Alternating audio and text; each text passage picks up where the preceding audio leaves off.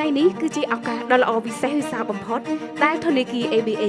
បានរៀបចំពិធីសម្ពោធសាខាថ្មីធនាគារ ABA សាខាក្រុងកំពង់សោមសង្កាត់បាត់ត្រាងដែលស្ថិតនៅក្នុងតំបន់សេដ្ឋកិច្ចពិសេសក្រុងព្រះសីហនុដើម្បីពង្រឹងនិងពង្រីកការផ្តល់នូវសេវាធនាគារដ៏ទំនើបសុវត្ថិភាពនិងងាយស្រួលសម្រាប់អាជីវកម្មនិងរូបវ័ន្តបុគ្គលដែលនៅក្នុងតំបន់សេដ្ឋកិច្ចដ៏មមាញឹកមួយដ៏សំខាន់របស់កម្ពុជា